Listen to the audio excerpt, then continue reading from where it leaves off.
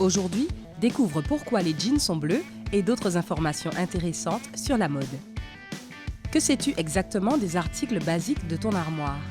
T-shirt, jeans, baskets, polo, lunettes de soleil? De mémoire, tu connais probablement la taille, couleur, marque, peut-être même le prix des vêtements que tu préfères. Mais ce que tu ne sais sûrement pas cependant, c'est l'histoire surprenante qui se cache derrière certains de tes vêtements préférés.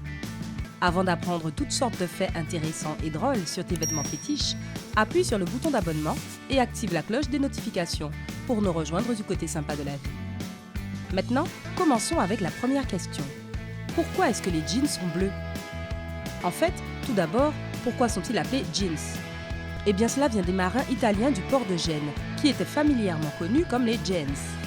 Étant donné qu'ils portaient des pantalons en serge de coton, le terme jeans est devenu synonyme de ces pantalons si particuliers. Et même si on les trouve dans un tas de couleurs différentes de nos jours, le bleu reste de loin la couleur prédominante. Pourquoi? Cela est dû aux propriétés chimiques de la teinture. La majorité des teintures naturelles pénètrent dans le tissu à des températures élevées, en permettant à la couleur de se fixer et de rester.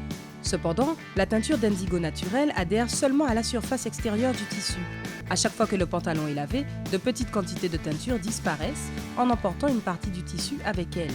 C'est pourquoi plus tu laves un jean, plus la couleur s'estompe. Cette perte de tissu explique également pourquoi tes jeans deviennent plus doux et plus confortables après chaque lavage. Il n'est donc pas étonnant que nous ne voulions jamais nous séparer de notre pantalon préféré, même après des années. Puisque nous parlons des jeans, abordons une question extrêmement importante que nous nous sommes tous posés un jour ou l'autre. À quoi sert la toute petite poche devant la vraie poche? Eh bien, je me le suis aussi demandé. Elle me semble beaucoup trop petite pour être utile, tu ne crois pas? En fait, j'ai l'impression qu'elle gêne plus qu'autre chose, en t'empêchant toujours de mettre quelque chose dans la vraie poche. Eh bien, au fil du temps, cette petite poche a eu plusieurs noms, dont poche à pièces, poche à allumettes, poche à préservatifs et poche à reçu. Waouh, attends un peu. Les gens transportaient vraiment des préservatifs dans cette petite poche? Oh, ok. Alors quoi? Bref, cette petite poche date du premier blue jean produit par Levi-Strauss Company en 1879. Et à quoi servait-elle donc?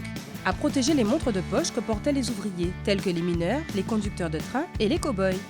Plus récemment, bien sûr, tu te rappelles probablement que Michael Jackson a rendu Billie Jeans célèbre dans les années 1980.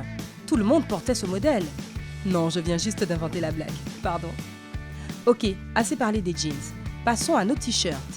Numéro 1. Les polos ont été créés pour le tennis. Ok, je sais que tu es en train de penser, es-tu sûr de ce que tu dis? J'ai seulement vu des joueurs de polo porter ce type de t-shirt. Eh bien, attends un peu et je vais t'expliquer. Quand John E. Brooks a visité l'Angleterre à la fin du 19e siècle, il a remarqué que les joueurs de polo boutonnaient le col de leur polo pour éviter qu'ils ne claquent sur leur visage quand ils jouaient. Lors de son retour aux États-Unis, il a incorporé ce détail dans ses propres designs de t-shirts.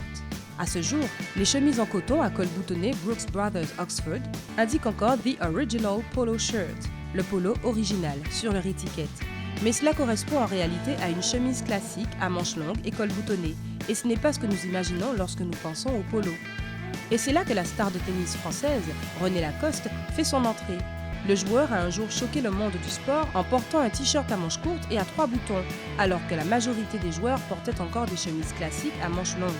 Son surnom était le crocodile, et cette icône du reptile est rapidement apparue sur le côté supérieur gauche de son t-shirt. Dans les années 1960, le fabricant de vêtements américain IZOD a commencé à fabriquer des t-shirts de tennis Lacoste en polyester, un nouveau matériel qui ne se ternissait pas et qui ne s'usait pas non plus. Et c'est à ce moment-là qu'un autre joueur célèbre dans l'histoire a fait son entrée, Ralph Lauren. Il a adoré la manière avec laquelle les vieux t-shirts en coton de chez Lacoste prenaient de l'âge et continuaient d'être populaires. Et il a donc créé sa propre version du polo idéal, avec le logo d'un cheval sur le torse. Polo, tennis, je suis toujours perdue. Alors combinons le polo et le tennis et imaginons de nouvelles règles. Genre les joueurs de tennis doivent faire leur service tout en étant à cheval. Et s'ils tombent de leur cheval, eh bien, ils seront mangés par des crocodiles. Oui, ce genre de sport me semble intéressant à regarder. Numéro 2, les t-shirts étaient strictement utilisés comme des sous-vêtements. Disponibles dans toutes les couleurs et avec n'importe quel imprimé, logo ou message imaginable, les t-shirts sont aujourd'hui aussi multiples que nous le sommes. Mais cela n'a pas toujours été le cas. Au début, les ouvriers les portaient exclusivement comme sous-vêtements. Au début du XXe siècle, la marine a fourni des t-shirts en coton blanc à manches courtes pour les marins afin qu'ils puissent les porter sous leur uniforme. Et l'armée les a rapidement adoptés aussi. Cependant, porter un t-shirt en public était encore considéré comme scandaleux. Mais ils sont progressivement devenus à la mode. Le t-shirt a été nommé ainsi grâce à sa forme, qui ressemble à la lettre Q. Ah, tu étais en train de suivre, n'est-ce pas? L'Oxford English Dictionary attribue le premier usage du mot t-shirt à l'auteur américain F. Scott Fitzgerald dans son roman L'Envers du paradis. C'est devenu un mot officiel dans le dictionnaire Merriam-Webster dans les années 1920. Le premier t-shirt créé avait le logo de la Air Corps Gunnery School écrit dessus, et il a été présenté sur la couverture du Life magazine en 1942.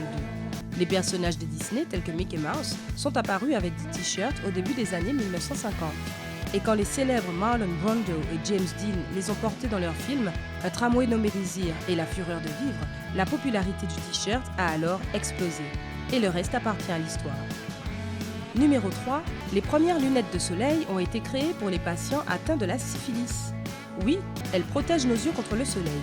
Mais admettons-le, la vraie raison pour laquelle nous les aimons est que nous avons l'air super cool quand nous les portons, comme toutes ces magnifiques stars d'Hollywood. Et c'est une grande partie de l'histoire. Les stars de films ont commencé à porter des lunettes de soleil dans les années 1920 pour plusieurs raisons.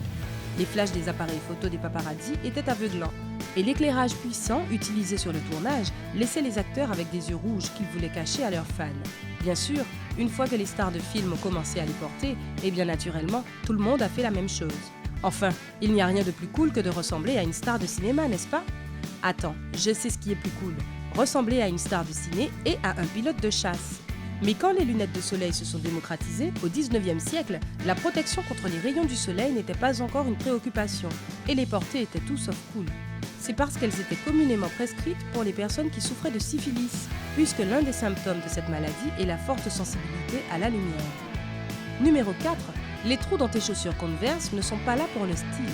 Cette rayure rouge classique le long de la semelle, l'écusson rond avec l'icône étoilée sur chaque cheville et 2 trous supplémentaires sur les côtés.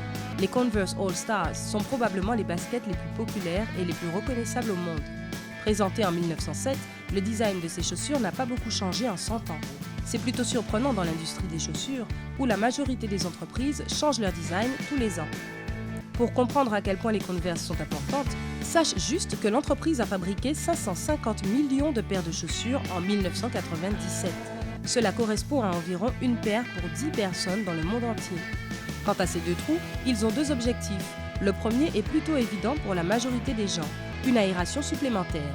Après tout, ces chaussures étaient originellement conçues pour les athlètes, les joueurs de basket pour être plus précis. La deuxième raison est pour fournir des options de lassage supplémentaires pour le style, mais aussi pour la fonctionnalité. Tu peux trouver des vidéos en ligne afin de découvrir comment lasser tes chaussures avec style et fournir un soutien plus stable et rigide à tes pieds. Numéro 5.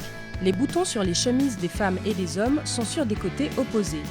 À part si tu as essayé une chemise qui était conçue pour le sexe opposé, quand est-ce que cela pourrait arriver exactement? Tu pourrais n'avoir jamais remarqué ce petit détail. Alors pourquoi est-ce que les boutons sur les chemises des femmes et des hommes sont sur des côtés différents? Eh bien, il semblerait que nous devions remercier les femmes riches de l'époque victorienne pour cela. Merci mesdames. Au milieu des années 1800, les vêtements pour femmes étaient beaucoup plus complexes que ceux des hommes, tellement complexes que les femmes avaient besoin d'aide pour s'habiller. Par conséquent, leurs vêtements étaient conçus de façon à ce qu'il soit plus facile de les boutonner pour les autres personnes, assistantes et domestiques. Et même lorsque la technologie a rendu la production des boutons plus facile et plus économique, et que toutes les classes de femmes ont pu les acheter, ils sont restés sur le côté gauche afin que la masse puisse imiter le style des personnes riches et pomponnées. Et voilà! Connais-tu d'autres faits intéressants ou bizarres sur les vêtements? Raconte-nous dans les commentaires ci-dessous. N'oublie pas d'appuyer sur j'aime, de partager cette vidéo avec tes amis et de t'abonner pour rester du côté sympa de la vie.